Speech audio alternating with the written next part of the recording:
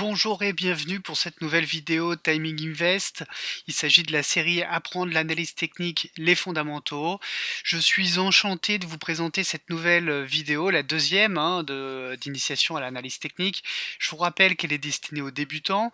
Tout au long de cette série de vidéos, nous allons voir les fondamentaux à maîtriser afin qu'à terme, vous puissiez effectuer vous-même vos analyses et intervenir sur vos propres décisions. Ces vidéos permettent de vous centrer sur les éléments essentiels à développer pour avoir les bonnes compétences en investissement et en trading avec une approche graphique.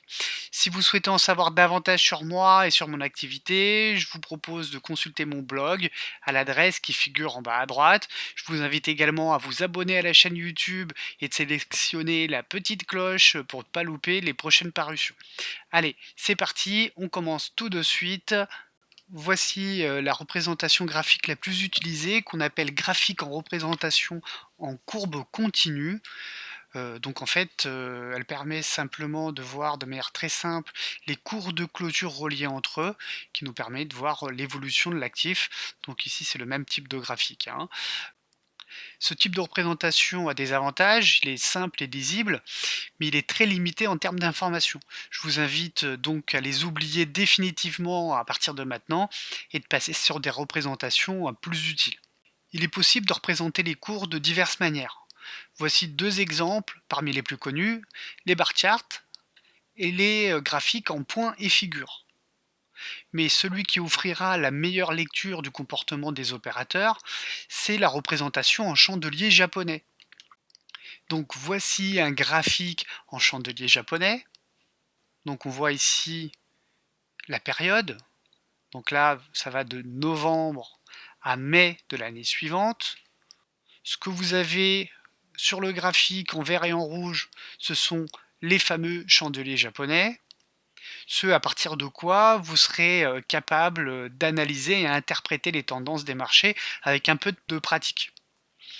L'utilisation des chandeliers japonais en Europe est assez récente. C'est Steve Nielsen qui les a fait redécouvrir en 1991 avec la parution de son ouvrage, que vous retrouverez d'ailleurs sur mon blog dans la page Mes livres. Il s'agit d'une sélection de livres pour apprendre l'analyse technique et le trading. Donc les chandeliers, auparavant, ils étaient utilisés au Japon depuis le XVIIe siècle pour noter et prédire l'évolution du prix du riz. Et c'est d'ailleurs à cette époque au Japon qu'est né le premier marché à terme. Les principaux avantages et intérêts de cette approche, c'est notamment d'apprécier en quelques instants le sens directionnel de la journée, mais surtout il permet de mieux cerner la psychologie et de traduire le comportement des opérateurs, comme nous l'avons expliqué lors de la première vidéo. C'est-à-dire comprendre l'essence même du marché, le combat des acheteurs et des vendeurs. Regardons en détail comment lire un chandelier japonais. Par lui-même, un chandelier vous donne 5 informations: le cours d'ouverture, le cours de clôture, le plus haut et le plus bas. Il y a également la partie centrale, ici en vert, qui s'appelle le corps. Elle représente l'écart de prix entre l'ouverture et la clôture. Dans cet exemple, le corps du chandelier est vert puisque les cours ont évolué au-dessus du cours d'ouverture, qui est ici. Ils sont descendus ici, ce qui marque un plus bas. Ils ont évolué jusqu'ici pour clôturer à ce niveau. Donc nous avons bien les extrêmes qui sont marqués ici avec ce qu'on appelle les mèches, ici,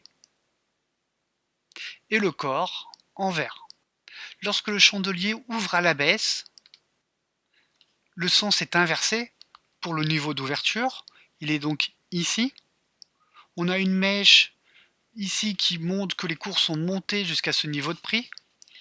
Et ensuite, les vendeurs ont pris la main, ont descendu jusqu'à ce niveau de prix, et la clôture s'est effectuée à ce niveau.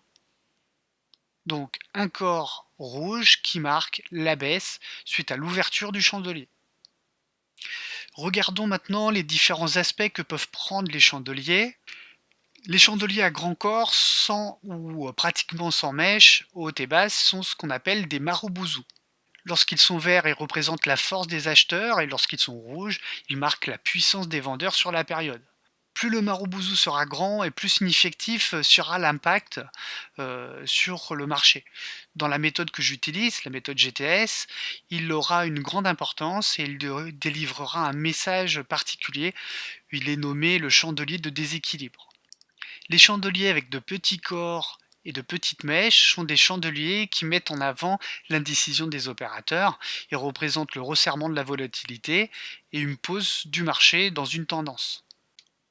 Des chandeliers sans corps, avec une ouverture et une clôture identiques ou presque, sont ce qu'on appelle des doji. Il s'agit d'un des chandeliers emblématiques.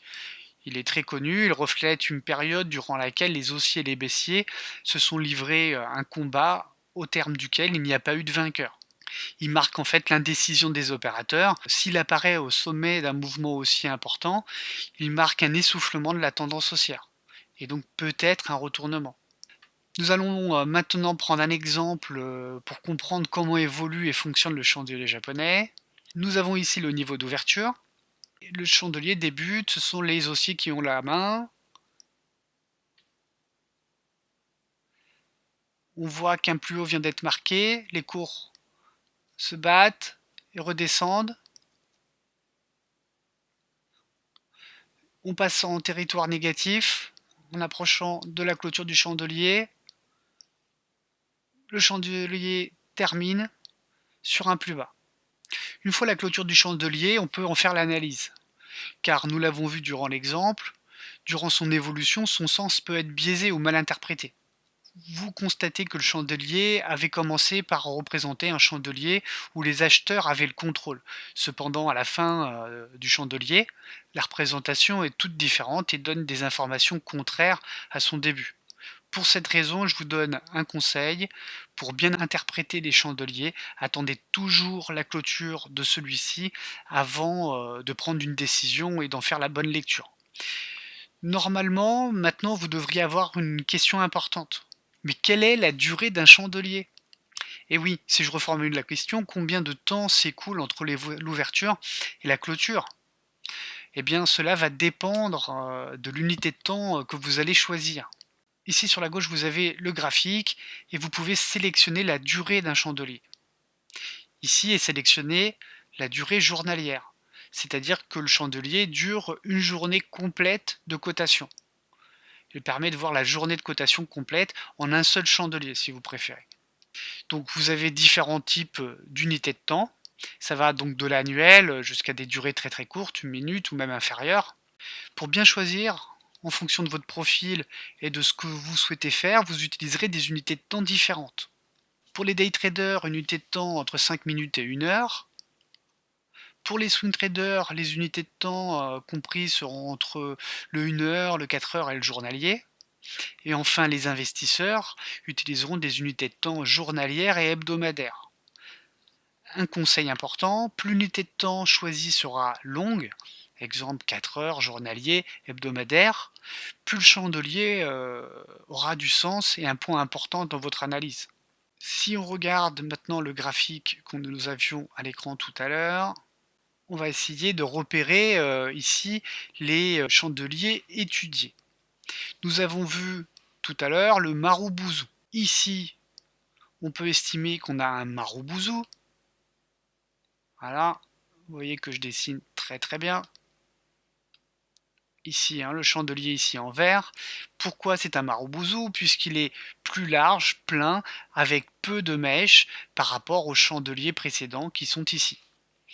Il donne le signal d'une nouvelle tendance en cassant les derniers plus hauts et c'est le début de la nouvelle tendance haussière.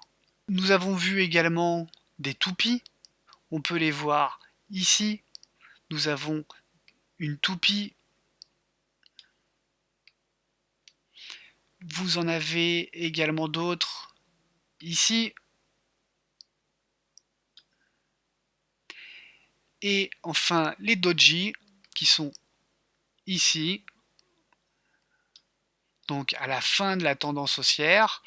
Il prouve donc l'essoufflement de la tendance et d'ailleurs il est possible qu'on ait un retournement de long terme, en tout cas on a bien une consolidation sur le graphique visuellement. Ici vous avez un autre doji il est bien en haut d'une impulsion et on a un recul des cours. Voilà pour aujourd'hui. Moi, je vous invite, en tout cas, à vous entraîner et à lire les graphiques, en chandelier pour, vous habituer l'œil. Nous verrons plus tard, ce qu'on appelle, les chandeliers, liés entre eux, hein, qui sont des configurations en chandelier, à plusieurs chandeliers et qui vous permettent de définir également, la psychologie des investisseurs. Si cette vidéo vous a plu, je vous invite à la liker et à la partager afin que tout le monde puisse en profiter et je vous donne, rendez-vous pour une prochaine vidéo de la série, Les fondamentaux, apprendre l'analyse technique. À très bientôt, ciao!